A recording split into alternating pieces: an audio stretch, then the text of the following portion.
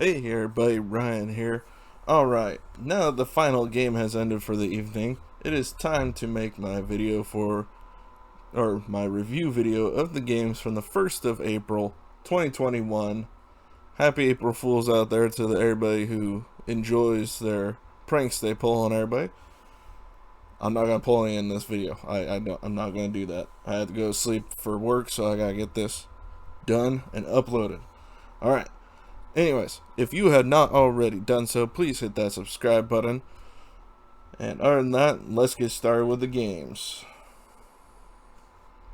First game, Pittsburgh versus Boston. Pittsburgh has been very terrible in Boston of late. They've been on a very hot streak personally, but playing in Boston has been a problem for them for a little while now.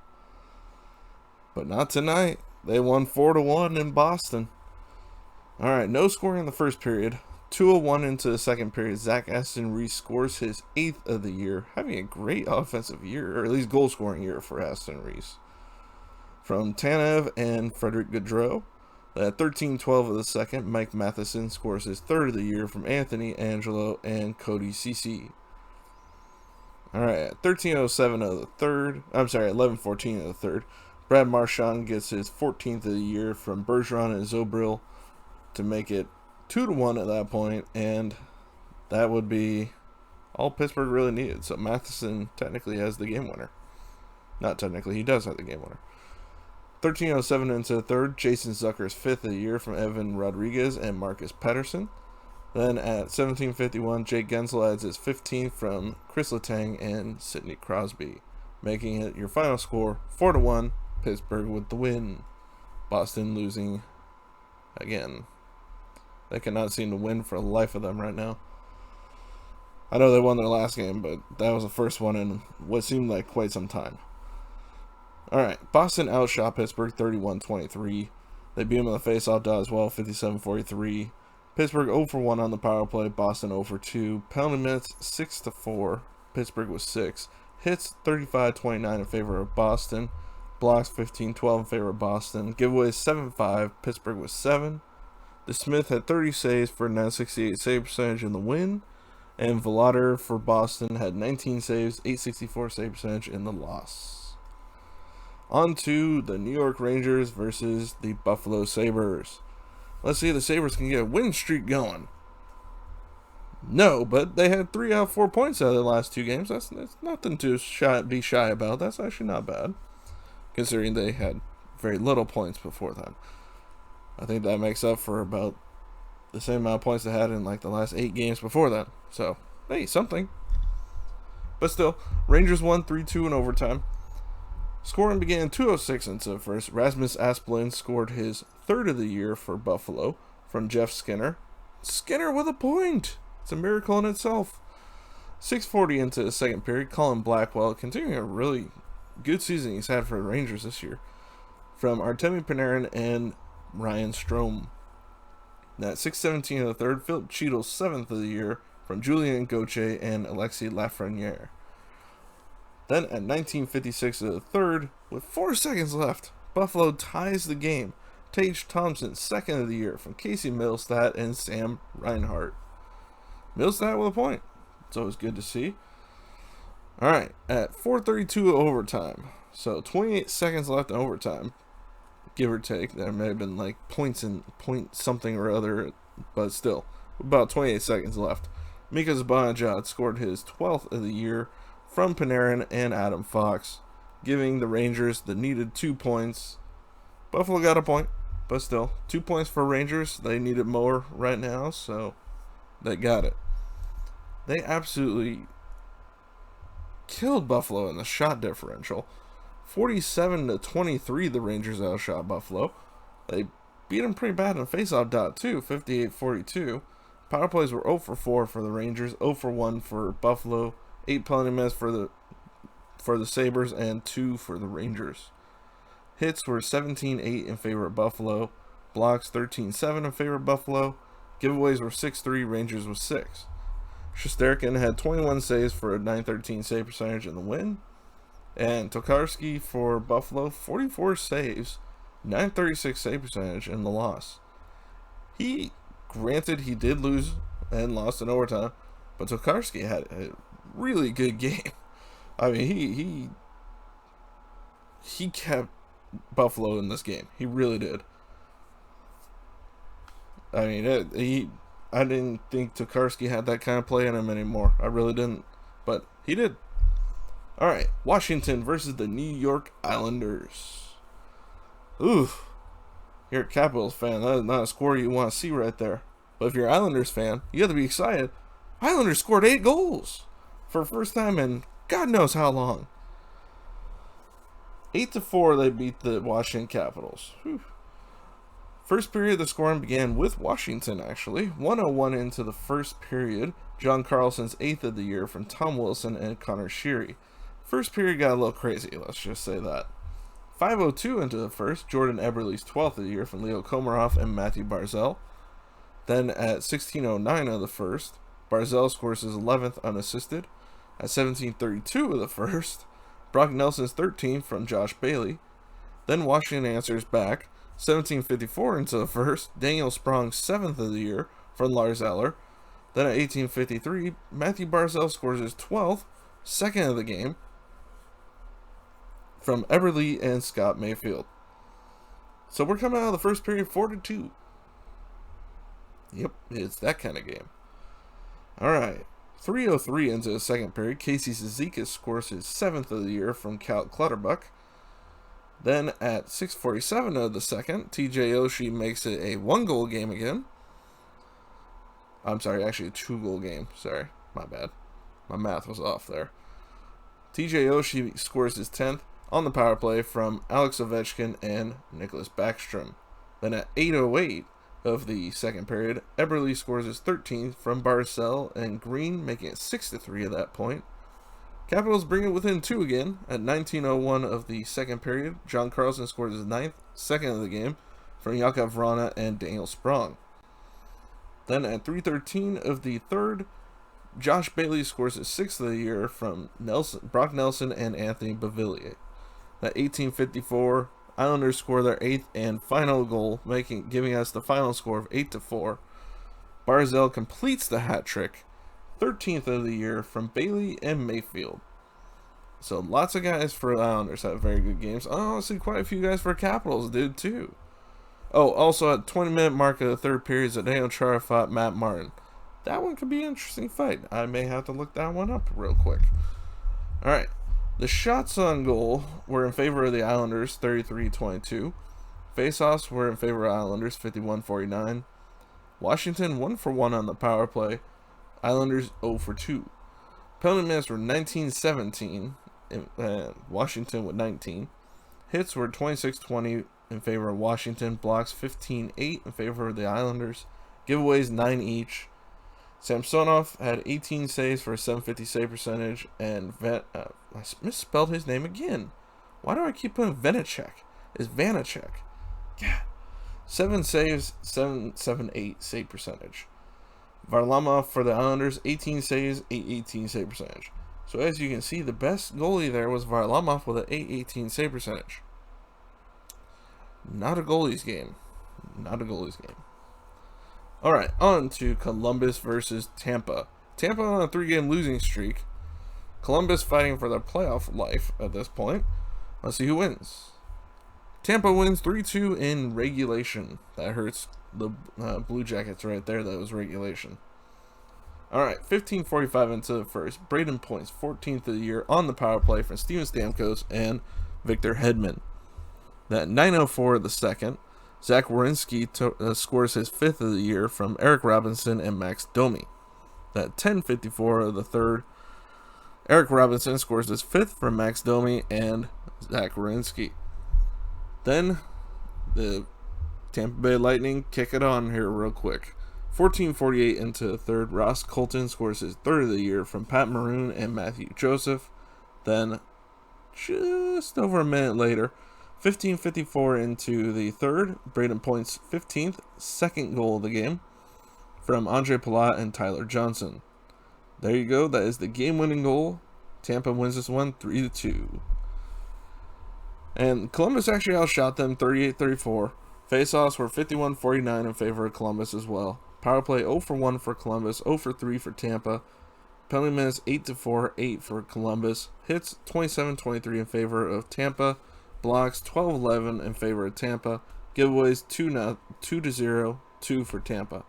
Merzlikins had 31 saves, 912 save percentage, and Vasilevsky 36 saves, 947 save percentage. Very good game, very close game, honestly, and very evenly played. Really close in a lot of areas. All right, Detroit versus Florida. Let's see if Florida can get some points here. They do. They win 3-2 in overtime. Detroit gets a point out of that one. That helps my Ducks, who are going for the better draft pick than them, or gives them better chances, I should say. It doesn't guarantee it, as Detroit learned last year, picking 4th overall when you were by far the worst team. Ridiculous. Just ridiculous. I don't know why I'm bitter about that. It wasn't even my team. Oh well, it still was unfair. I didn't think it was right. Anyways, moving on. Pass is the past. 4:21 into the first. Adam Aroney scores his 7th from Troy Stetcher and Patrick Nemeth. Then 11:55 of the first, Noel Acciari's 4th of the year from Carter Verhaeghe and Keith Yandle. Then at 6:07 of the third, Detroit takes the lead. Anthony Mantha's 10th of the year from Michael Rasmussen and Patrick Nemeth. Nemeth had 2 assists in this game. At 10:39 of the third period, Frank Vetrano scores his 11th on the power play from Verhaeghe and Jonathan Huberdeau. And then we go to overtime. Took 1:25 into overtime for Alex Wenberg to score his 8th of the year from Gustav Forsling and Frank Vetrano. There you go. That's the game. And there were 2 fights in this game. Both of them involved Giovanni Smith from Detroit. First period, 5:50 in, Ryan Lomberg fights him. Then at 49 seconds into the third, Riley Stillman fights him. This was a very chippy game. I'm not going to lie to you. And honestly, there hasn't been that much history between these two, I don't think. There's a lot more history between Detroit and Tampa, but not Detroit and Florida. They never play each other in the playoffs. They don't play each other that much in the regular season, up until recently, when Detroit wasn't very good. So, not exactly the best area to build a rivalry, but hey, a rivalry is a rivalry. Take it wherever you can get it. Alright, Florida outshot Detroit 36-27. Both had 50% on the faceoff dot. 0 for 2 on the power play for Detroit. 1 for 4 for Florida. Penalty minutes 20 for Detroit. Hits 32-21 in favor of Florida. And blocks 15-9 in favor of Florida. Giveaways 11-8. Florida with 11. Tomas Greiss had 33 saves, 917 save percentage. And Dragier had 25 saves, 926 save percentage. And now that Florida signed their big college draft pick, Spencer Knight, now the question is, are they going to trade Dragier because he's a UFA after this year? Get him while he's worth a lot, have Bobrovsky start from here on out, and have Spencer Knight as the backup as the option? It could be a good option, but you never know. Because I mean, it's a definite transition from college to NHL. Not every guy makes that transition easily. So, you run a risk there. But at the same time, you run a risk of losing Dragier, who's had a really good year, for nothing. So, because you're not going to keep him if you're going to be keeping Knight as your backup at this point, after this season. So, they're in a bit of a debacle, and there's lots of teams that need a goalie right now. So, Toronto. Just saying. Alright, Montreal versus Ottawa. Montreal wins again. Their second one since returning from the COVID protocols. Alright, 10:48 into the first. Philip Deneau scores his third goal of the year from Brendan Gallagher and Tomas Tatar. Then at 48 seconds into the second period, Paul Byron adds his 3rd of the year, shorthanded from Jake Evans and Arturi Lehkonen. Then at 4:43 of the third, Corey Perry scores his 7th from Evans and Victor Mete. Then at 10:04 of the third, Gallagher scores his 14th from Deneau and Tatar.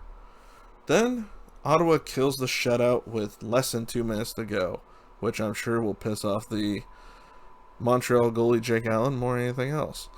Connor Brown's 8th of the year on the power play from Josh Norris and Mike Riley. But you know what? That's a sense of pride when you can knock someone, when you can take away their shutout that late in the game. That is going to make Ottawa players proud right there. All right, shots on goal, 38-23 in favor of Montreal. Face-offs, 52-48 in favor of Ottawa. Power play, 0 for 3 for Montreal, 1 for 2 for Ottawa. Penalty minutes, 6-4, Ottawa 6. Hits were 35-30 in favor of Ottawa. Blocks, 8-5 in favor of Montreal. And giveaways were 15-6, Ottawa with 15. Like I said, Jake Allen, 23 saves, 958 save percentage. And Philip Gustafson, 34 saves, 895 save percentage and loss. Alright, on to Carolina versus Chicago. Chicago fighting for that last playoff spot in that division with Nashville and Columbus. Let's see if they can get some points. Ooh, fell just short. Literally. 4-3. Carolina wins this game in regulation. 9:48 into the first, Vincent Trocheck scores his 14th of the year from Dougie Hamilton and Jesper Fast. Then at 2:22 of the second, they extend that to a 2-0 lead. Warren Foegele's 7th of the year from Jordan Staal and Nino Niederreiter. But Chicago responds. 15:21 into the second, Dominic Kubalik's 12th of the year from Wyatt Kalniak. I'm going to go with that. I'm sure it's wrong. Sorry ahead of time to Wyatt there. And Calvin DeHaan. That 5:46 into the third, Brandon Hagel's 5th of the year from Kirby Dach. That 6:54 of the third, Carolina ties it again. Warren Foegele's 8th of the year, 2nd of the game for Niederreiter and Staal. Or actually, no, they take the lead again with that goal, sorry. Then at 10:24, Chicago ties the game again. Dylan Strome's 7th of the year from Connor Murphy and Matthias Janmark. Then at 19:31, less than half a minute to go in the game, Jesper Fast scores his 5th of the year from Trocheck and Brett Pesce. That has to hurt for Chicago right there, losing it with that much time left. Ouch. Well, let's see how they respond next game. But it's a shortened season, so hopefully they respond well. Alright, shots on goal were 31-25 in favor of Carolina. Face-offs 53-47 in favor of Carolina. Carolina 0 for 1 on the power play. Chicago 0 for 3. Carolina 6 penalty minutes to Chicago's 2. Hits were 33-17 in favor of Carolina. Blocks 14-13 in favor of Carolina. And giveaways 12-11, 12 for Carolina. Carolina won every single category there, even the 2 bad ones. Or the ones you don't want to win. Goalies, Reimer had 22 saves, 880 save percentage. Another guy who might be traded to possibly Toronto. Just saying. And I'm not the only one. That's been all over the place. So, don't attack me for it. I'm not the only one.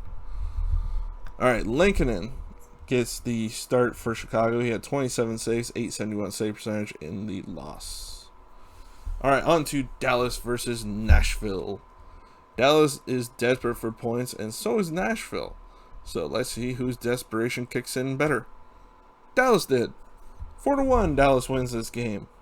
But then again, Nashville's missing a lot. They're missing Duchesne, Phil Forsberg now.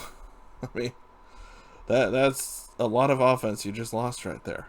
So, I mean, they have other guys out too. So, they're getting hit with that injury bug at the worst possible time. Because they just started playing really well, too. Alright, 2:39 into the first, Esa Lindell scores his 4th of the year from Blake Como and Jason Dickinson. That 8:49 into the second, Jason Robertson's 8th of the year from Rupe Hintz and Joe Pavelski. I called him Joel Pavelski for some reason. Alright, that 16:21 of the first, Colton Sisson scores his 5th from Yakov Trenin. So, Jason Robertson's goal is the tiebreaker and the game winner, technically. Alright, 1:41 into the third, Jamie Benn scores his 6th of the year. Ooh, Ben only has 6 goals. That's not good. Well, for him, that's not good. For quite a few guys in the league, that actually would be very good. But for him, that's not. He definitely should have more than that. But Radulov and Seguin have been out for the majority of the season, so it's not surprising that he is not doing well offensively. But that was a power play goal from Denis Gurianov and John Klingberg. That 17:51, Miro Heiskanen scores his 5th from Pavelski. There you go, 4-1, game over. Well, not necessarily, because in 19:53 of the third, Ty Dellandrea fights Luke Cunnin. Alright, Dallas outshot Nashville 31-22. Beat them in the faceoff dot as well, 53-47. Power play was 1 for 3 for Dallas, 0 for 3 for Nashville. Penalty minutes 19-11, 19 for Nashville. Hits were 26-21 in favor of Dallas. Blocks 11-10 in favor of Nashville. And giveaways 14-4, Nashville with 14. Kudobin had 21 saves, 955 save percentage for the win. And Saros 27 saves, 900 save percentage for loss. On to our final game of the evening. Minnesota versus Vegas. 3-2 Minnesota wins in shootout, so getting back onto the winning side of things after being swept by San Jose for 2 straight. 3:29 into the first, William Karlsson scores his 10th of the year from Shea Theodore and Alec Martinez. At 7:57 of the first, Kirill Kaprizov scores his 13th from Jordan Greenway and Jonas Brodin. Then no scoring in the second. Third period, a minute 39 into the third, Braden McNabb's first from William Carrier. Then 5:31 of the third, Jared Spurgeon scores his 4th of the year on the power play from Kevin Fiala and Kirill Kaprizov. That's a power play goal from your worst power play team in the entire league. That's good news for them. In the shootout, Kevin Fiala scores the shootout winning goal, giving Minnesota the 2 points, Vegas the 1 point to tie Colorado. I'm not sure how the tiebreaker is going between those two. I'll have to check on that. Alright, shots on goal were 37 each. Face-offs 51-49 in favor of Vegas. Power play 1 for 3 for Minnesota, 0 for 4 for Vegas. Penalty minutes 10-8, 10 for Minnesota. Hits 21-13 in favor of Vegas. Blocks 19-17 in favor of Minnesota. Giveaways 6-1. Vegas was 6. Cam Talbot had a great game, 35 saves, 946 save percentage. Hey, Leonard did too, 35 saves, 946 save percentage. It's not often you see 2 goalies with the same amount of saves and save percentage. That's a rarity. But hey, it's still fun to see. Alright, that's all the games for this evening. 9 games for you. Alright, make sure to hit that subscribe button if you haven't already done so, and hit that notification bell right next to it if you haven't hit that either. Well, if you haven't hit one, you haven't hit the other. So make sure to hit that if you want to be notified when I drop new videos, which I try and do every day. Just depends on my work and homework schedule. That kind of messes things up every once in a while. And it's high allergy season, so sometimes I get sick and I can't talk, so I can't make a video. But still, I will let you know if that's possible. And other than that, make sure to like as well. Helps get the videos out there more, the more likes it has. Alright, and other than that, comment, share, and I will see you all next video. Bye, everybody.